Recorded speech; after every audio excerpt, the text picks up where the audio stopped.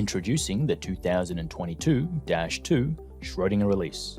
Let's take a brief look at some of the new features and enhancements. Starting in Maestro, we see a new preference to improve graphics performance by employing depth peeling on GPUs. This option is still in beta, but if enabled, GPU accelerated rendering on transparent objects, such as transparent surfaces, should be significantly faster and feel smoother for larger systems. Also, when enabled, a new option will appear in the Style toolbox that allows rendering of transparent secondary structure cartoons and ribbons.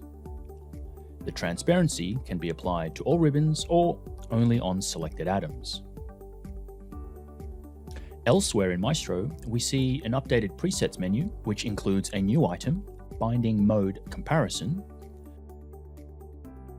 This preset is ideal for reviewing binding poses from induced fit docking and IFDMD, as each complex is conveniently colored by entry. Over in the project table, a new menu is available to select first entries per title. As an example, after sorting and ranking entries, one can choose top scorers by selecting the first entry per title and thus deselecting the duplicates. This can be done across all entries in the project, or limited to a selection, or only across independent groups,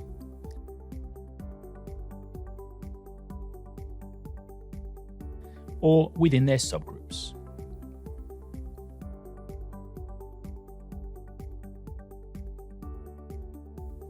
And in the structure hierarchy, there are now additional controls for switching on or off the annotated features for antibodies,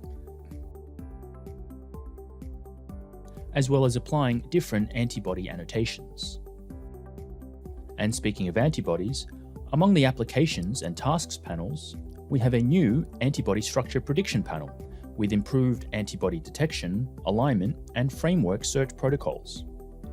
The interface accommodates non-traditional antibody formats such as bispecifics, and now supports high-throughput workflows, where one can specify a table of heavy and light chain sequences for batch antibody homology modeling.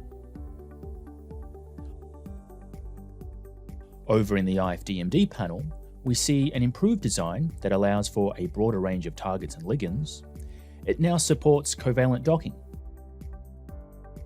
and it uses a familiar setup to the covalent docking panel, where one can specify the reactive residue and the corresponding reaction type, and also specify the reaction site on the ligand, which is nicely depicted in the 2D image. And the panel now also supports membrane-bound proteins, where one can optionally include an explicit membrane to the workflow. In the various FEP Plus panels, we see a new advanced option to add sodium chloride salt. This can be useful in some systems that require additional salt, such as DNA and RNA systems.